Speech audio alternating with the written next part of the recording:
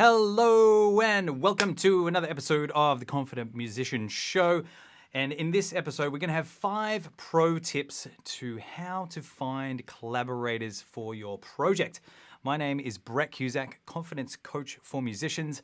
And at The Confident Musician, we help musicians to overcome self-doubt, overwhelm, and create more confidence than you ever thought possible so you can make music, make a difference, and share your unique talents. Alrighty, without further ado, let's jump into our 5 pro tips today on how to find collaborators for your project. Tip number 1 is, what is your intention? Is it for fun? Are you just doing it as a hobby? Are you going to be semi-pro, which means you want it to be as good enough to be something that people will pay you for it? Or is it a professional level gig? And so being very specific about what are your goals and objectives for your collaborators, that will help them understand what they're actually getting involved in. And one really, really important point for everybody out there is, are your objectives realistic? And for some people, we might be like, we're going to be rock stars and we're going to be famous and we're going to tour and we're going to do festivals. But if we haven't done gig 1, then we're probably not there yet. So there is obviously people that have done their first gig and become famous, but I would say the majority of people are out there and we've got to do a bit of legwork before we get into that realm. So tip 1, what is your intention for the collaboration so that you're very clear about what it is that you're after. Tip number 2 is, what specifically are you looking for in a collaborator? What are the must-have skills, level of commitment, and is it a paid opportunity, a royalty split, or some other way? Basically, what we're trying to do is figure out what are going to be the win-win scenarios where you've got an opportunity and you want to find collaborators that are actually going to come in and actually there's going to be something of value for them there. So you've got to get really clear about what specifically you're looking for in a collaborator, because if you just say, I need somebody to play on my song, you're going to get people of potentially of any level and quality of musicianship or songwriter or producer or whatever it might be. So you got to be kind of clear about what it is that you want and what you're prepared to actually put skin in the game and what you're prepared to offer in order to get that. All right, tip number 3 is very, very important.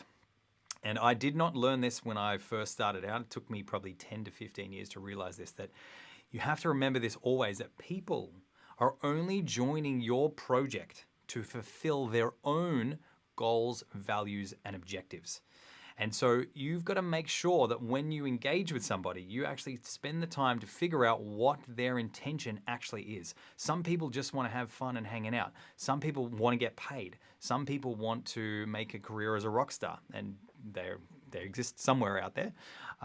And so you've got to be really clear that when you're asking people to come on board your project, they're not coming on board your project to fulfill your goal. They're coming on to fulfill their own goals. So they may just want experience as a guitar player. They may want production experience. They may want to get paid because they're professionals. So you've got to be very clear that when somebody joins your project, they're not coming on board to help you. They're coming on board to help themselves. And when you create a win-win scenario for both of you, that's when the magic happens. So tip number 3 is, always remember that people are joining your project to help themselves. And when you can help them do that by also getting to do what you want, a win-win scenario, it's not like they come on board and you give them everything they want. You've got to get what you want as well, and that's why it's called a collaboration.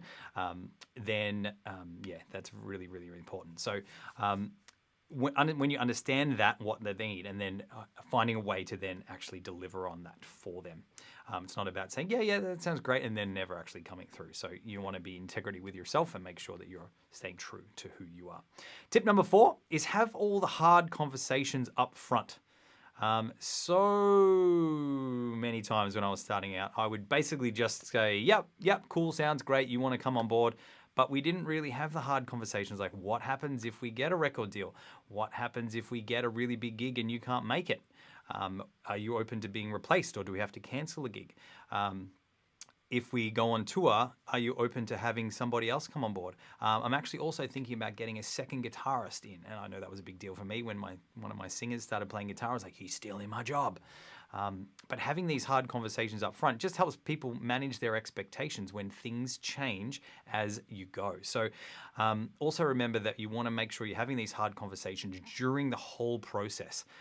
Relationships are a work in progress, and regular check-ins are crucial as things grow, change, and develop. So tip number 4 is have the hard conversations up front, and just have the hard conversations now. If you haven't had them, make sure you're having them. And the hard conversation generally is like, how do we find a win-win for us with both our goals and interests? And when you can find a win-win for everybody, that's when the magic happens.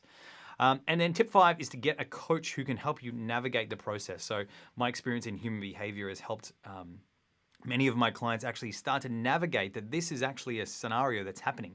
And it happens in our personal relationships, in our business relationships, with our boss, with our kids. Everybody has a set of values. And when you can find the greatest amount of win-wins for everybody, and it's always possible.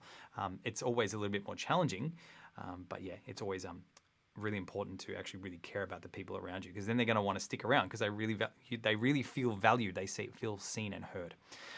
So that's why I created my latest course, which is called Confidence and Happiness Secrets for musicians. So you can actually start to understand some of the framework of human behavior so that you can be a more professional musician. You can grab a copy of that on the link below this video. All right, so let's recap our 5 tips. Number 1 is, what is your intention for your collaboration? Are you just doing it for fun as a hobby? Is it semi-pro, which means it has to be at a certain quality level where you will get paid? Or is it a totally professional where it's your career and you want to get paid for it? What are your goals and objectives, and are they realistic?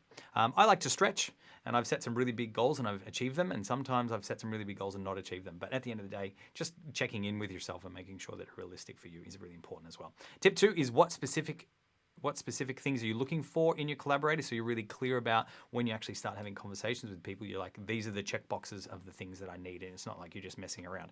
So you've got that kind of a checklist box ready to go once you start having conversations with people. Tip 3, very, very important. Always remember that people are joining your project not to fulfill your goal, although they may seem like that at start. It's kind of the same in relationships. But at the end of the day, people are there to fulfill their goals. So when you're looking for collaborators, you're looking to find people whose values and goals you can help fulfill. So when I'm working with other collaborators, I'm always asking them, like, where are you going and what are you doing and how can I help you with that? Even with my music teachers in my music school, I always find out what's important to them. And if they're, musicians or professional musicians, always asking them, like, how's your gigs going, all that kind of thing. And it just helps them feel more seen and heard. Tip number 4 is have all the hard conversations up front. Have something in writing that says this is what the agreement is. And then when things change during the process, have those hard conversations. It's always better to have the hard conversation than to avoid it. And then eventually people get annoyed and frustrated, and then, and who's been in a relationship or any dynamic where that's happened before? Me. Heaps of times still. When I'm like, oh yeah, I didn't have that hard conversation. And then tip 5 is to get a coach to help you navigate that process. If you are curious about what we do at The Confident Musician, whether we can help you along your journey, we help musicians with songwriting, music lessons, production, coaching and mentoring, creating emotional toolkits to be able to regulate your emotions, learning how to have high quality relationships, down to dealing with pretty much any challenge you can possibly face, because we work on the strategy for your mindset to be able to help you along that journey. So if you are curious about what I do as a mindset coach or a confidence coach for musicians, you can book a call with me under this video. I hope you've enjoyed this one. If you know somebody who needs some help getting collaborators, tag them in this video or send it to them in a DM. Until next time, make music, make difference, and I will see you on the next one. Catch you later.